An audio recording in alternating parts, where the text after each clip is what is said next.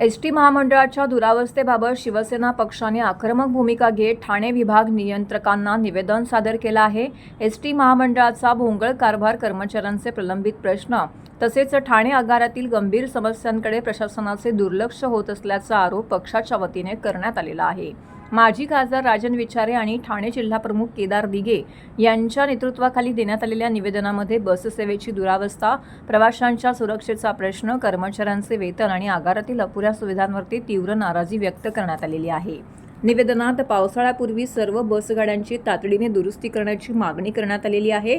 Ticket दरवाढीमुळे सर्वसामान्यांवरती अन्याय होत असल्याचा आरोप करत केंद्र सरकारने डिझेल खर्चावरती अनुदान द्यावे, तसेच कर्मचाऱ्यांचे थकीत वेतन, महागाई भत्ते आणि वैद्यकीय भत्ते तातडीने द्यावेत अशी मागणी करण्यात आलेली आहे। प्रवाशांच्या सुरक्षेसाठी बस स्थानकावरती सीसीटीव्ही यंत्रणा बसवणे, ग्रामीण व शहरी भागात नवीन ई-बस आणि सीएनजी बस सेवा वाढवण्याची मागणीही करण्यात आलेली आहे।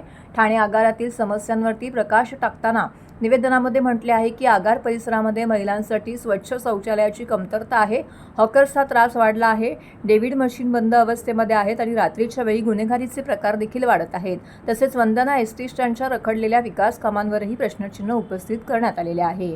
दरम्यान प्रशासनाने 15 दिवसात सकारात्मक पावले उचलली नाहीत तर संपूर्ण ठाणे जिल्ह्यामध्ये अधिक तीव्र स्वरूपाचे आंदोलन छेडण्यात येईल असा इशारा शिवसेना उद्धव बाळासाहेब ठाकरे पक्षाच्या वतीने देण्यात आलेला आहे। कोण त्याला जबाबदार उद्या पुढे उद्या काय हे पडलं, उद्या कोण ह्याच्यामध्ये प्रवासी हे झाला त्याला जबाबदार कोण? काय करून घ्यायला लावतो? आज आम्ही येणार म्हणून तुम्ही काम सुरू केलं, तुम्ही एवढे दिवस काम बंद होतं।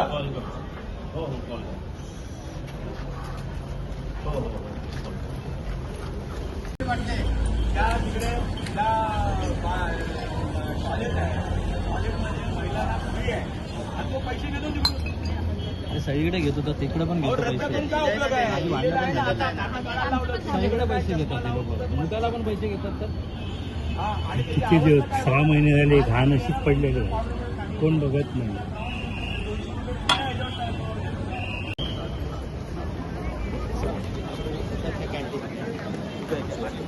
हो कॅन्टीन हो, तुम्ही कोणतरी महिलांनी जायला पाहिजे या बस। हा जवळजवळ मला वाटतं 60 ते 70 वर्षापूर्वी बांधलेला आहे। म्हणजे आम्ही त्यावेळेस लहानपणी शाळेत जायचो तेव्हा ते मला वाटतं त्यावेळेचं बांधकाम, आणि तुम्ही बघितलं त्यानंतर एक पैशाची सुविधा त्या ठिकाणी दिलेली नाही।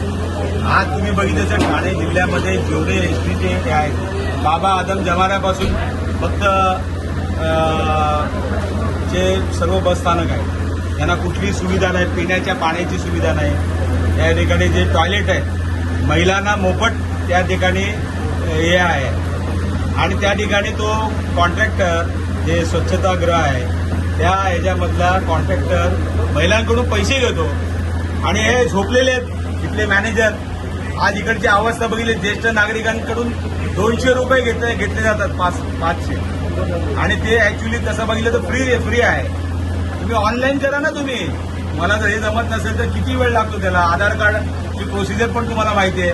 आधार कार्ड आपल्याला 2 ते 3 दिवसामध्ये आधार कार्ड मिळू शकतो।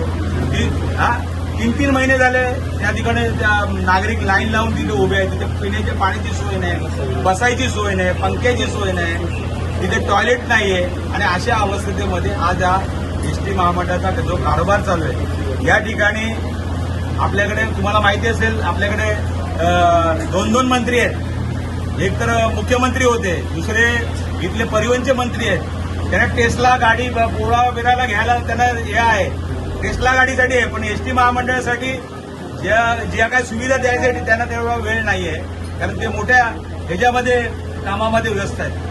आज तुम्ही बघितलं असेल, आज या परिस्थितीमध्ये आज तुम्ही बघितलं असेल की या सर्वात महत्वाचं असं स्टेशनचं हे आहे। या ठिकाणी त्यांनी काहीतरी मला वाटतं एक 3 ते 4 वर्षापूर्वी भूमिगत पार्किंगचा प्रपोजल या ठिकाणी मंजूर केलं होतं, आणि ते सुद्धा अजून त्याचं काय नाही। या परिवहनच्या बसेस ह्या वरती तिकडे पार्किंगला लावतात, इकडे झाल्यानंतर साठीच वरती आज परिवहनच्या आमच्या डेपोला इथे पार्किंगसाठी जागा सुद्धा नाहीये. स्टॅटिसवरती पूर्णपणे लाईन लागलेली असते.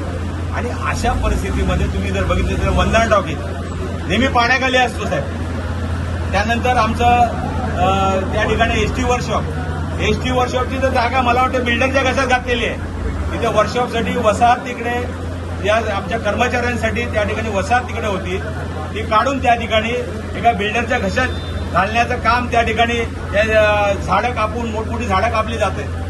आणि अशा परिस्थितीमध्ये तुम्ही जर बघितले असेल एसटी महामंडळाचे आज आम्हाला ते कर्मचारी भेटले होते, ते सांगत होते आम्हाला काही भत्ते आमचे बाकी आहेत. कोरोना काळामध्ये या मंडळीने काम केलं त्याचा सुद्धा अजून भत्ता मिळालेला नाही. आणि आज तुम्ही बघितलं तर महागाई भत्ता मिळालेला नाही.